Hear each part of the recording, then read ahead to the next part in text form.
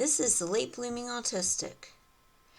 You know, I didn't know I was allowed to set boundaries around my thoughts until I learned I was autistic at the age of 57. So today I want to talk about cognitive boundaries, the invisible ones that protect your thoughts. I'm going to be doing that while I'm coloring. So, the first thing we're going to talk about is when we're being talked over or interrupted mid-thought. A real example of that could be we're in a meeting or maybe a family conversation and you're about halfway through your sentence. Someone jumps in with, "Oh, yeah, I get it," and starts talking over you. The conversation moves on and your point doesn't land. So later, someone repeats the same idea that you were trying to say, and they're the ones who get credit for it.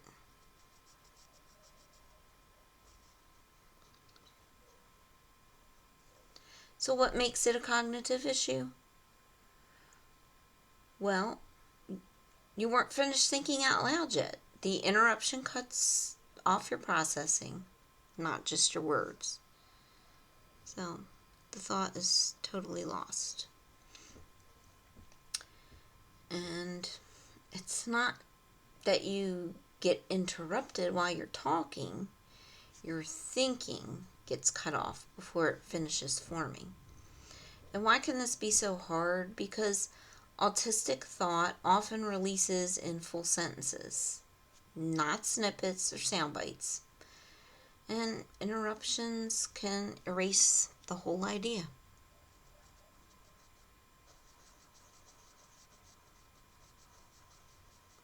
So how can we set boundaries? Well, we could say, "Please let me finish my thought," or "I need a moment to complete this."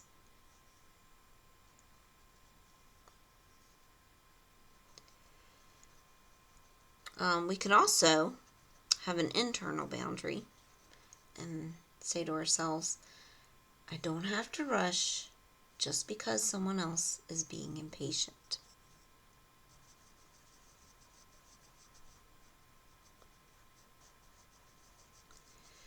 Well, another cognitive boundary we can discuss is having logic or reasoning dismissed. So, suppose you explain why a certain plan won't work. You lay out the steps, the timeline, and the consequences. But the response you get is, "You're overthinking this," or "That's not how it feels to me," without engaging with the actual reasoning that you just shared. So what makes this a cognitive boundary issue?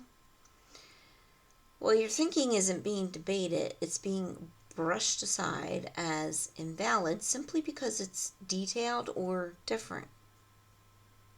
Our process or method is being discredited, not just our conclusion or outcome. And why can this be so hard? Because logic is usually how we, as autistic adults, translate emotion and meaning into something shareable. So the next question is, of course, how do we set boundaries? Well, we could say something like, "You don't have to agree, but my reasoning still matters." And another way could be, "Please do not reject or dismiss my thinking without listening to it." And of course, we could also set internal boundaries by thinking, different does not mean wrong.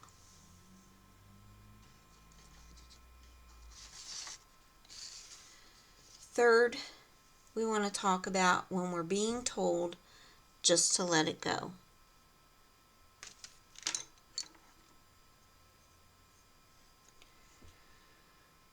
For example, someone says something like, well, just something that doesn't sit right with you. You bring it up later to understand what happened or to clear the air. And then you're told, well, why are you still thinking about this? Or just let it go. It's no big deal. So what makes this a cognitive boundary issue?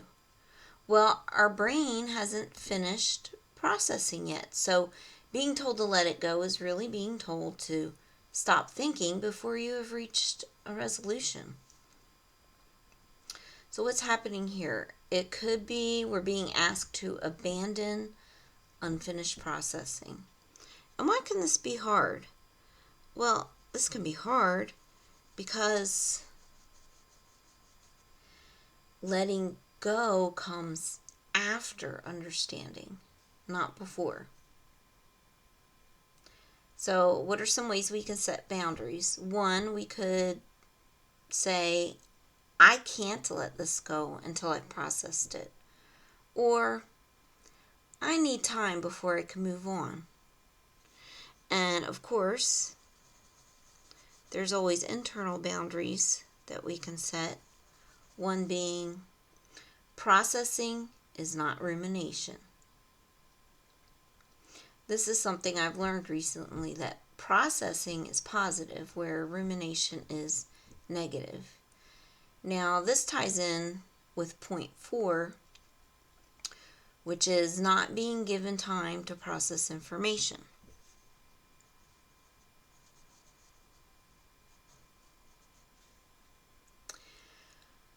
An example of that could be someone gives you a lot of information all at once. Maybe they give you new plans, changes, or expectations. Then they immediately ask, so, does that work for you? But you're still mentally sorting through what was said. But the silence feels a little awkward. And then you feel pressured to answer anyway. So what makes this a cognitive boundary issue? Well, processing time is treated like hesitation or resistance instead of a necessary step. So what's going on here? Well, we're expected to respond before our brains have gathered all the information in. So this can be hard because processing time is not hesitation. It's cognition in motion.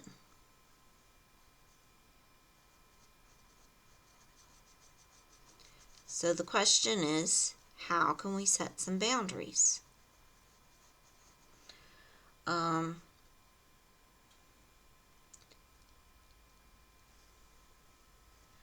We can say, I need time to think about that. Or ask, can I get back with you later? And then, of course, we always can use an internal boundary that slow thinking is still thinking.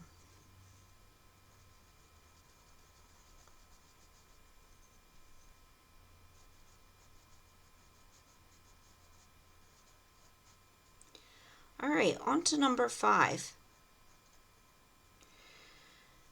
We may be expected to respond immediately.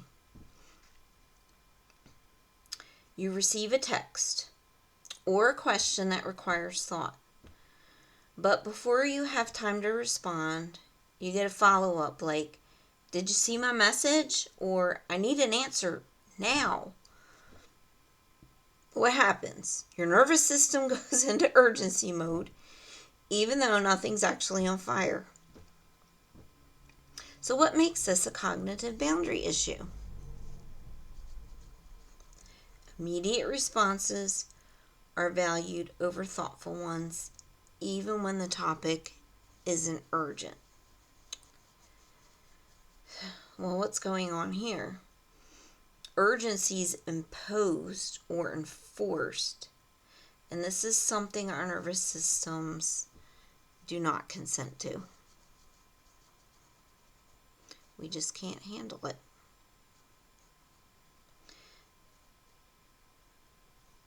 And why can this be so hard?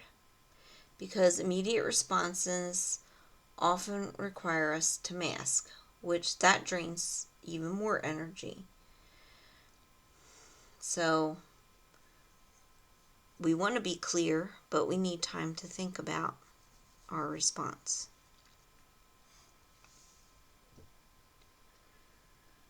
So how can we set boundaries?